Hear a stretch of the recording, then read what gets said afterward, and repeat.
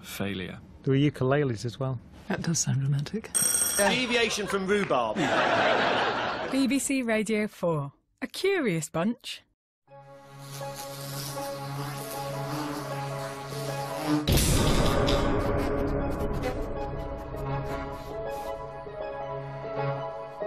Well, now on BBC Two, whatever you love about sports, Clare Boulding has got something for you.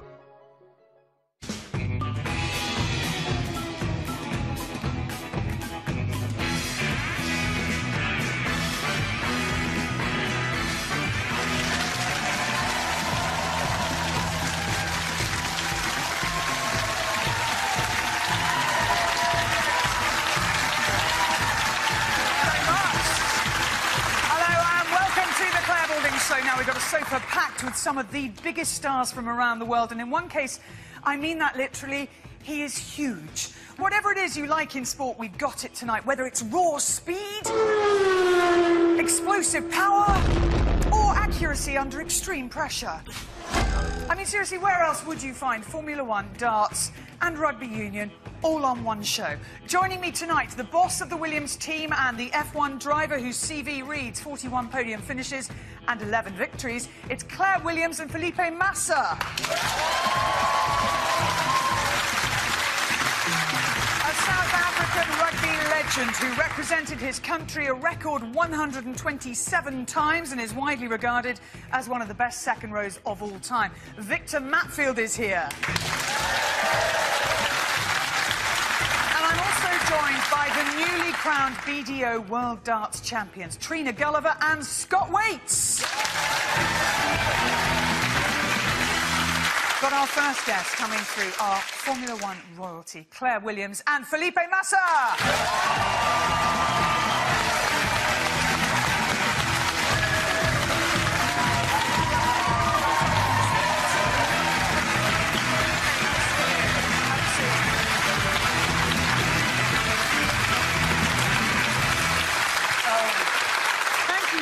For being here. Now, which glamorous location have you flown in from, Felipe? Where have you come from today? I came from Monaco. I live in Monaco, so I came from this morning. Claire, where have you come from today? I came from Wanted. Brilliant. It's not quite the same. You see, I love that. Claire, your family background, obviously steeped in motor racing. Was there ever another interest, or was it always cars? Yeah, growing up in the Williams household, I couldn't really avoid not falling in love with F1. But it was never predestined that I would ever work at Williams, let alone have the job that I have now. Dad was very anti-nepotism, never wanted me working at Williams, so it was never a case that I was always going to end up in this position. But I love Formula One and I love cars, and I'm really pleased to do the job that I do. And when did you get the bug, Felipe? Were your family into it at all? You know, that's what I wanted to do since my whole life, since I was a little kid. boy. Yeah, that was my first race, actually. I was 8 years old. Oh, my word. How did you get on? Do you remember? I started 5th and finished 3rd, yeah. Sweet. Does that still hurt? Drives you on all the time. Claire, obviously your role is managerial and very much helping run the team. But have you ever driven competitively? No. People look really disappointed when I say that I've never been in an F1 car, but I have absolutely no desire to. I probably shouldn't admit that, should I? But I figure leave it to the professionals with those cars. And can you imagine how embarrassing it would be if I smashed one of my dad's cars up? That's going to be disownment, all the rest of it. So, no, we'll leave it to the likes of Felipe. And Felipe, I don't know where you go on holiday or whether this is your apartment in Monaco, but I'm not sure you and your son are meant to do this on the roof terrace. Yeah, actually, this is in our terrace in Monaco. And actually, I can pass him just by... If I kick him out, I can overtake. Otherwise, we'll see. So this is your own furniture that you're ruining? Yeah, okay, my wife is definitely not very happy. But... yeah. Damon Hill said that you had to be bonkers to win Formula One's Drivers' Championship. Do you think...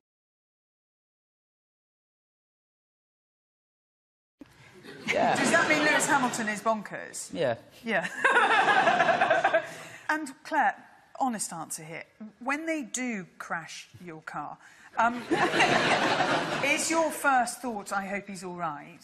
Or is it, what has he done to the car? Obviously, it's not a serious Maybe accident. both. Yeah, they come in quick succession if you know very quickly that your driver is probably all right, or if he comes in the radio and says, you know, I'm fine, thanks, and then you kind of think, oh my God, how much is that going to cost us? And you know everybody back at the factory is going, oh brilliant, I'm going to be asked to do overtime next week to do a new front wing or whatever it is. But the most important thing, in all seriousness, is the driver's safety. You had a horrible, horrible crash, didn't you? Yeah. At the Hungarian Grand Prix, or during Yeah. qualifying for the Hungarian Grand Prix. What happened? Well, actually, it was... I was in the qualifying, and then I finished my lap, so I was coming back to the garage. Rubens was in front, and he lost his spring from his car, and the spring was bouncing, and then it just came in the... So it was just rotten bad luck. I mean, no... Well, bad, but also very good luck, because I'm here, you know, Yes. so I would say...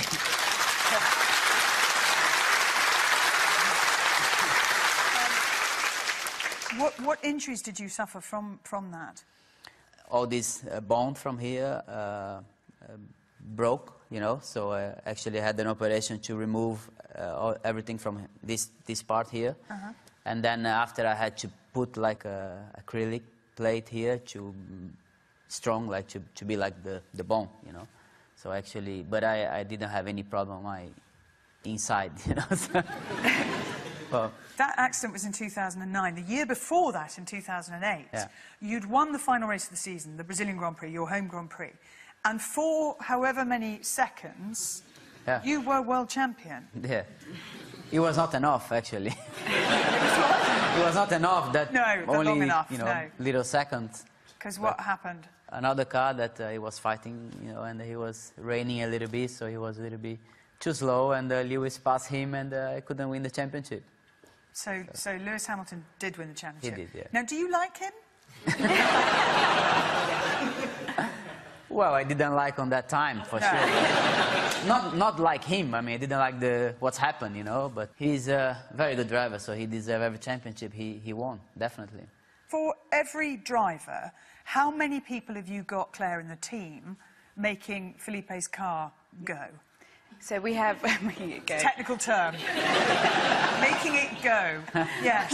550 at Williams, which I always think... 550 Yeah. per driver, or 550 for the two drivers? team, for the two Okay. drivers. So to get our two cars to the grid on a Sunday afternoon, it takes 550 people's efforts to get it there. And we're by no means the largest team personnel-wise. Obviously, being with another driver with whom you are competitive is an interesting situation. And Formula One has been renowned, really, for drivers not getting along, whether it's James Hunt and Niki Lauda, or Mark Webber sat here, actually, and talked about his not very good relationship with Sebastian Vettel, and obviously Lewis Hamilton and Nico Rosberg at the moment. So how do you manage that? And are there drivers that you know you couldn't be a teammate with because you just would never get along? Oh, I think the most important thing is you need to be professional. I mean, I'm always working well with my teammates, but for sure you are very competitive. You want to be in front. You want to do everything you can to beat him, and not just him, but all the other drivers that you are competing with. Because that has to be, in terms of team management, Claire, one of the hardest things if two drivers not just can't stand the sight of each other, actually want to kill each other. Yeah. Fortunately, I haven't had that experience yet, so I'm really lucky. We're very lucky with Felipe and Valtteri that they do get on, and, you know, Felipe says it's so important for our team as an independent team. It's all about the constructors for us, and we're very lucky in those two that they totally get that. You kind of need to work on your body language a tiny bit. That's, you know. That's pretty good. You should put a picture of Lewis and Nico up there. Oh, we have, don't worry, yeah. And we did ask him about that, actually. But actually, Valtteri is talking a lot more than Kimi. In a good way? Well, he's talking more. Claire, Williams have won 9 Constructors' Championships now. What do you need to do to win a 10th? We just have to keep working harder and smarter because we don't have the budgets of those, teams that can plough in a huge amount of resource. The likes of, Mercedes and Ferrari, they have budgets 3 times the size of ours. We race on 110 and they're racing with 300 million a year. So if we can't accumulate that amount of income... Sorry, just in terms of... Yeah. 100 million a year, what's the prize money for winning a Grand Prix? It's not done per race. It's done where you finish in the Constructors' Championship. So what's the prize money for winning the Constructors? It's kind of top secret. If I told you, Bernie would... Yeah, Bernie would kill He would you. not talk Yes. to me. Not kill me, hopefully, but he might not talk to me a little bit. But it's... So the maths just don't add up. It's not a case of saying we could win this, therefore we'll spend this. Yeah, no, we have to go out, and about 50% of our income comes from prize money, and the remaining we have to go out and find in sponsorship. So here we are on the eve of the 2016 season. Felipe, what do you set out with an ambition, a goal, or do you just take it as it comes? We want to do everything we can to be there in the front. We know it's not easy, but I really believe we can do a better championship in 2016 than what we did in 2015. Can you be world champion? Yes, for sure.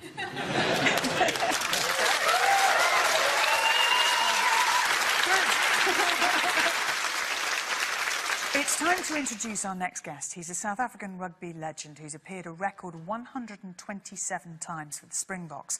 A peerless second-row forward, he's appeared at 4 World Cups, winning Player of the Tournament in 2007 when South Africa won the trophy. Ladies and gentlemen, Victor Matfield.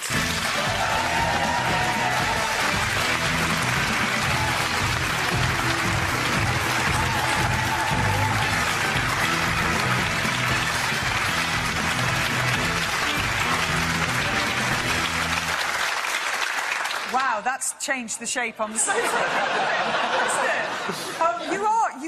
it? You're very big.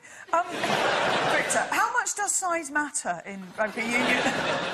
Well, I'm feeling very intimidating just sitting next to the great Felipe Massa here, so I don't know if size really matters. But yes, there's some big boys in the game, especially the younger kids today. This is just huge. Well, Victor, so stand up a little bit.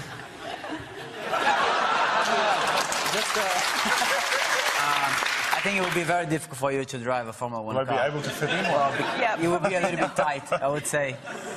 You think I can play rugby, or it will be... You can. It's the same. That's a game of what rugby is about. It's all about everyone can play it. There's small guys playing scrum half, and there's big guys playing second row. So you can definitely play. We can get you into a position. I'm not so sure. And Felipe, the scrum halves, they're the really They talk a lot. lippy ones. Yeah. Very much. Exactly. How is your body holding up? Because you're recovering at the moment from a bit of an injury, aren't you? Yes, I had a little knock last week, broke my nose and got a little bit of a concussion. But again, I just said you got a steel plate in his forehead, so it's not that bad. Exactly. But it's actually recovered really well, because if that was only a couple of weeks ago... Luckily, I had a few beers in there, so I felt better already. So nothing was hurting. You have retired now from international rugby, haven't you? When you look back at your international career, the 2007 World Cup win, you were player of the tournament. You were man of the match in the final as well, weren't you? Yes. I mean, you can't get better than that. Yeah, that it was pretty special. And after that, I went to Toulon in France to go play. And I thought I'll go make some money in France. And then after about 4 months, I told my wife I want to go back to South Africa. I want to win more trophies with South Africa. What did she say, Victor? She wasn't very happy because I probably went back for about a third of what I got paid. But for me, I'm just so competitive and I love Springbok rugby and I love what it stands for. So I just needed to go back and do more. It was so interesting, the World Cup last year, the emergence of a country like Japan, suddenly, and I realise, obviously, they beat you, and it was probably the biggest shock in World Cup history ever. But good for the game? Yes. There was about 3 of our guys that plays in Japan, and they told us before, listen, these guys know what they're doing. They coached by Eddie Jones, that knows us very well as well, and it's going to be a tough game. And I was probably one of the few guys that was like, listen, it's Japan, come on. Being arrogant now, but that's what I thought. It's Japan, okay, they can be good, but... And they actually really played well. When we went through that game afterwards, we didn't play that bad. Yes, we weren't on our best, but we didn't play that bad. They really played well on the day, and things worked for them. And yeah, we're part of a very famous game. So Eddie Jones now is the new England coach. What's he like, and is he the right man, do you think, for England? Yeah, the little bit I've worked with him, he was outstanding for us in 2007. He drives a hard bargain, but yes, he knows the game and he's a very knowledgeable guy, and I think he's probably the one guy that really can get England rugby back on track again. I don't understand, Felipe, how come Argentina have a really good rugby side, Uruguay have a rugby side? Why did Brazil not really feature? I'm sure we have a team and people like rugby in Brazil. You could start this. You could make this a thing. I mean, you know, there is a team. First Brazilian scrum half. Yes, exactly. When pundits and fans get together to select the best side in the world, you are nearly always on that list. And part of the reason is your play in a line-out. And it's not just about your height. It helps if other people are lifting you as well. But one of the elements of the line-out are the calls. And the fact that there is a code. You don't have to give away anything top secret, but would you, choose fruits or vegetables or politicians? No, not really. I think in the beginning it was pretty easy. We used Afrikaans. Then one occasion, one of our coaches went to Ireland and he helped them speak Afrikaans, and that didn't go well that weekend. Have you ever tried the call salsa? Salsa? Yeah, so like you're about to give a line out and you shout salsa. Because if you do, this is what happens. Salsa!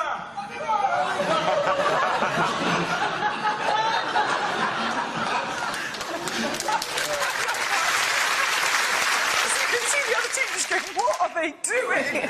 Maybe we can do the salsa after New Zealand did the haka. Yes, yeah, we certainly do a bit of that. Do you ever, Clare, because we can hear everything, obviously, the teams are saying to the drivers and the drivers are saying back. Yeah. Do you ever use code? So we have different codes for different things, and the drivers will invariably change them race on race with their engineers. But then we have some really obvious codes. So we have like, oh, let's stick to plan A. Or let's go to plan B, and you're kind of like, well, everyone knows what plan A is going to be, and obviously we can all hear each other's radio team to team, so I'll listen to it, and so sometimes I'll go, what on earth are they talking about, if no one's told me in advance what the code is. Have you ever misunderstood the code, Felipe? No. Have you ever ignored the code? Yes.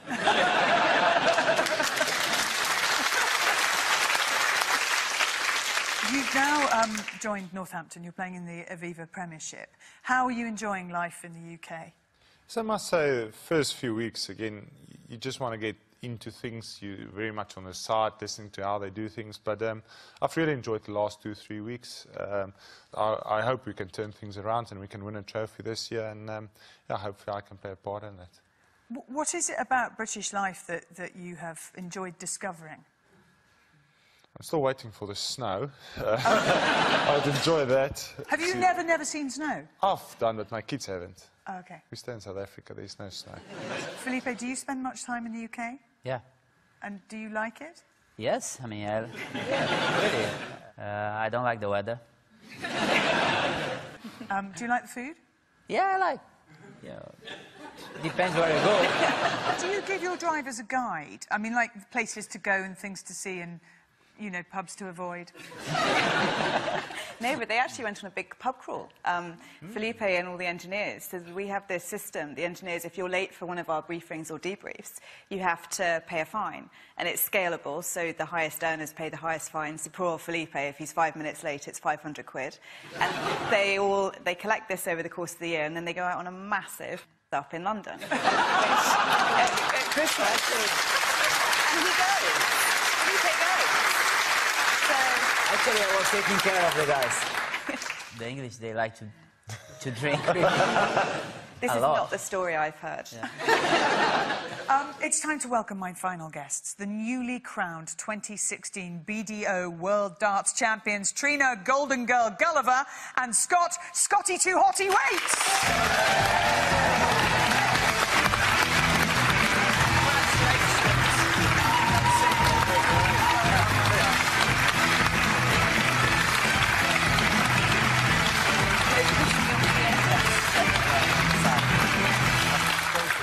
Yeah, well... Yes, with their trophies. Fantastic. Congratulations, both of you, on your titles. Scott, a second for you. Trina, a 10th for you, which is extraordinary, amazing. Are you guys darts... Felipe, have you ever watched darts? I don't watch, but I know what it is. Okay. That's a good start. Victor, are you... Every time we come to the UK, we watch it, and we tried so hard to get to one of the events in the World Cup, but unfortunately we weren't you close can't enough get to one of the tickets. events. We would love. Oh, it's... I want to go dance. I love it. It is brilliant. It really is. And it's... Have you been, Clare? I have been, and it is mega. I'm going to take Felipe. If he hasn't been, we're going next. I want to invite us. You can come. We can all go. There you go. You now have new fans. Yes. They will be there at the Lakeside next time round. Let's have a look at how you won your titles. Amazing performance. And you were very emotional, weren't you? I was very emotional because I didn't think that the 10th was ever going to come, because my 9th was in 2011. So there's been 5 years where I haven't done it. And was that because your level was dropping, or because the others were just becoming much better? Both. I mean, in 2012, my mum was my biggest fan. And in 2012, she sadly passed away 2 days before I was due to play at Lakeside. And we'd had this conversation with my mum, and she said, wherever I am at that point in time, you must go. You must go and defend your title. And she says, and the rest of the family have got to go as well. So, which I honoured that, but it's been difficult years ever since then, really, you know, so... But the standard of the ladies is higher as well. And was that then part of the emotion in winning, that you're thinking of your mum, obviously? Yeah. Oh... Yeah. Scott. Don't start me off. No, I know. That's what I'm thinking. Got to go to Scott. Help you out. Scott, your final, actually, in many ways, was the easiest one of the lot, because you had some really tough battles to get there. But come the final, you beat the Canadian Jeff Smith 7-1. Let's just have a look. He struggled with shoulder trouble. He's back to full fitness. He's back to his best. And he is world champion once again. Scott White wins a one-sided.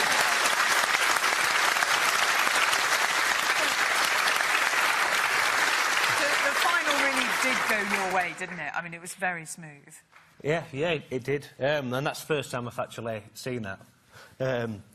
Jeff, he played well. He played awesome all week, and for some reason, he just didn't play as well. In the quarter-final against Glendoran, I went to the gym because it's January, so I'm trying.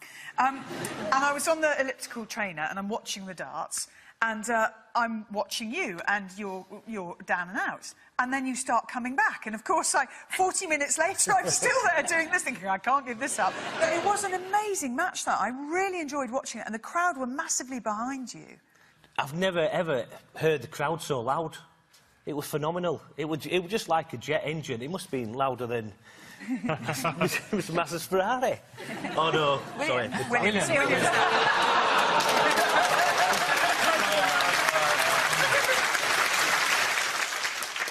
And when you were winning your first world titles, the TV coverage sort of didn't really pay any attention to the women's game. They might show a little bit of your final, and there she is again, Trina Gulliver, winning again. So you never got a sense of your progress. And sometimes the crowd wouldn't all stay. Now, everybody's locked in. Yeah. I mean, they're not literally locked in, they're mentally locked in. No, they are locked in.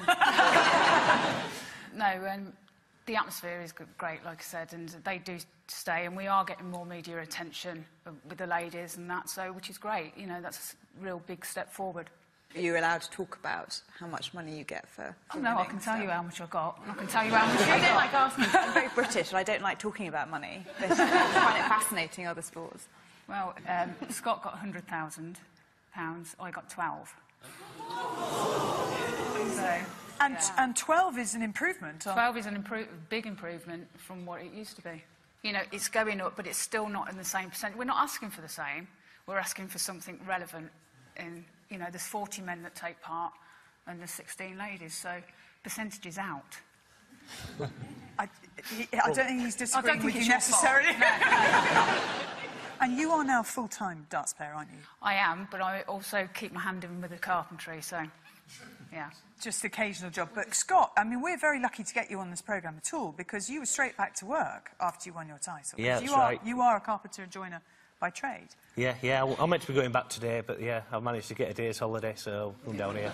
Well, we had Eddie the Eagle on the show just a couple of weeks ago, and he was talking about he's a plasterer. And I said to him, when you turn up for a job, do people know it's going to be you? And he said, well, some of them do, some of them don't, and some of them I leave and they're none the wiser. Do people know it's you? Oh, yeah, definitely, yeah. In my van, I carry a load of pictures, so I'm forever signing autographs for all the houses we go in. What, whether they want it or not? Yeah. It's all right, I'll keep the kids away from the fire. Now, Claire, you've grown up around cars, but there is one aspect of driving that you struggle with, isn't there? Oh, God. Yeah, I can't reverse. I really can't, and I can't parallel park. I'm really good at driving in a straight line. But, yeah, so my boyfriend tends to drive, so when we're at home. But thank you for sharing. That's OK. Do you let your wife drive? No. No, you don't. What, never? Yeah, she drives, for sure. She drives. Yeah, sometimes, but... But not if you're in the car? But she always complains because sometimes she stops and then the traffic light goes green and then she's stopping and then I say, go. And then, and then she goes and then we stop again and then she's already thinking about, I don't know what, and then I say, go. So we always, you know... You're so lucky she's never going to see this programme.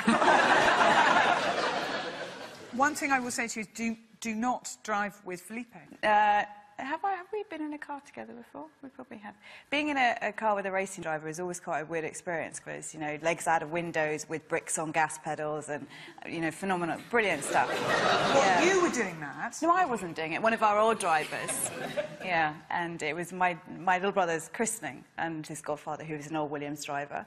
And I went in the car in the church and we were following Mum and Dad in front, and the driver was totally loony, decided, and I don't know how to this day he did it, but he put a brick on the accelerator and put his legs out the window and then decided to overtake my parents while I'm in the car going, hi, Mum and Dad, thinking the whole thing was wonderful.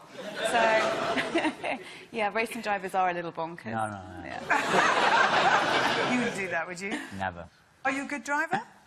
I'm all right. I'm better than my wife. Now, the trouble is, your wife, who I presume has moved over here with you, is going to see this, I suspect. Yeah. Are you sure you don't want to say something else? She's a lovely girl.